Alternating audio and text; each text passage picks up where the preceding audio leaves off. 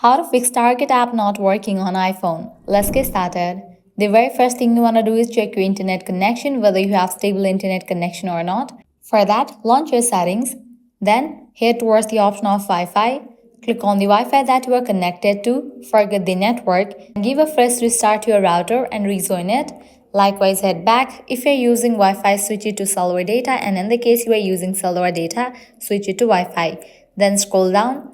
Head towards the option of General. Navigate to the option of iPhone Storage. Make sure you have enough storage in your device.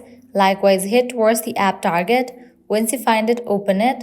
Click on Offload app. Click on Offload app. Offloading app clears cache for the app. Now click on Reinstall app. Once completion of reinstallation process, you can check whether your problem has been solved or not. If you still encounter the issue, close this, launch your App Store.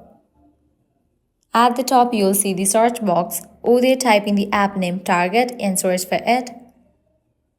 After app appears, at the right corner of the app, you'll find the option of Open or Update. If you find the option of Update, just click on it and update the app to its latest version.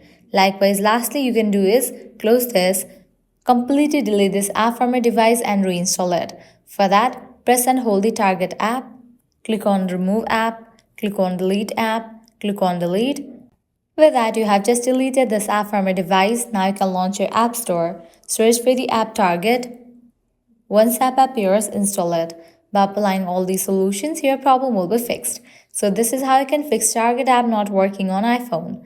At the end, if you guys find this video helpful, don't forget to like, share and subscribe to our channel. Thank you.